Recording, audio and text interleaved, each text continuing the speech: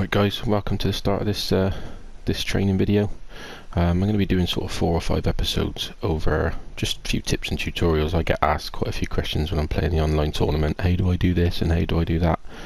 And people are genuinely interested, so I thought it'd be worth putting something together just to show you. They'll only be short videos. You'll find them on my YouTube channel.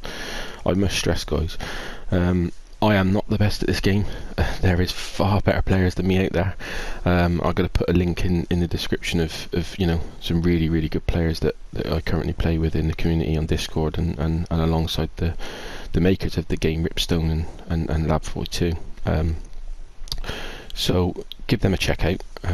You know, subscribe to their videos. There's some really good content out there. Captaingoodspeed makes a series of his career mode. I think he's on episodes of 57 or so now. It's very good content, just taking him through the whole season really. So if you want to catch a bit of career mode, then sure, you know, look him up. Rainylamb's another one that does a lot of online games and is arguably the best at this game currently. He wins most tournaments. I think there's only about 3 or 4 trophies across the whole of the season that doesn't have 3 stars. So that's well worth a look. And if you want to watch a perfectly good edited video and sort of good content and friendly banter, check out Chinny. Chinny is very good, and what he does is video editing is very good as well. But let's just get into this one. We're going to be doing the break off first, because a lot of people say, well, what's the best break off, and always leave somebody on. And you can do, you know, a simple break off such as this one, which personally you know, it's not attacking in any way. You want to get the direction line of the white ball, just so hopefully when it comes off the bottom of the pack, it sort of goes past the yellow, doesn't leave anything on. The right and bottom red doesn't pop out enough to get a look at it.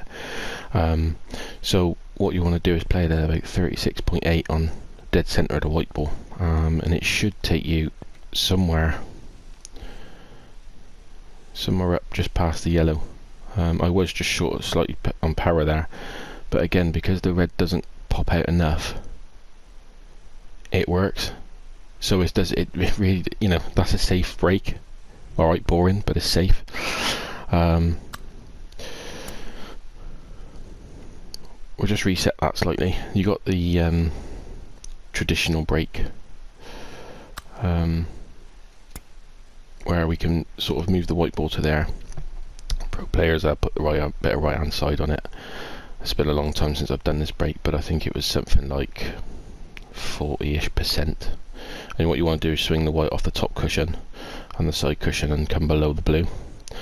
The hardest thing about this is if you don't hit the power bang on the center, the white ball will go off in a different line. So it'll either hit the reds really thick and keep the white down that end of the table with reds open, or you'll hit it really thin and it won't go anywhere, and possibly you could even miss the reds. So let's give it a try. Yeah, see, because I missed the power slightly, you've hit the blue.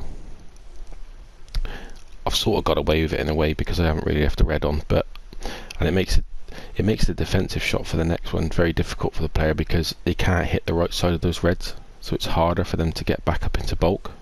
Yeah.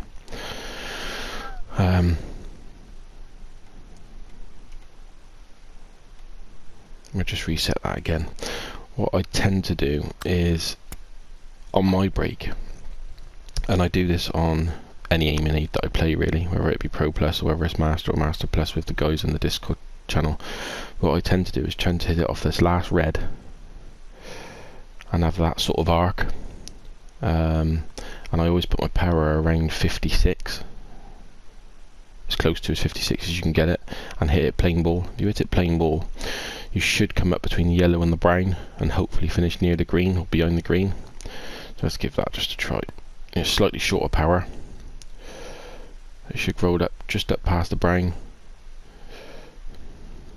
See, the good shot about that is that it limits the defensiveness of the next shot, because he can't hit the right side of that red there.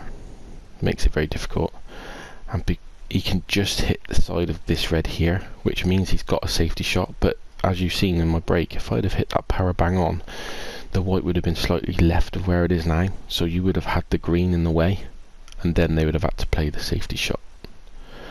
Other breaks other than that, I haven't really tried, but I do think, and it works both sides. Obviously, if you're going to play the ball with side, you have to put the opposite side on the board, but I do think that they are the safest options to be able to get the white in a position where you're not going to leave anything on. And I can assure you now, if you were to play the break with the right hand side and you hit it wrong, I'll just try and show you the worst case scenario if you really miss it. If you miss it over, the reds spread more. Yeah. Now a good player, as you're looking at that screen, would take either the one on the left on the cushion or that one on the right by the black, because the one on the right of the black is a shot to nothing. They are in a position to swing that right around in between the reds and the black and back down past the blue.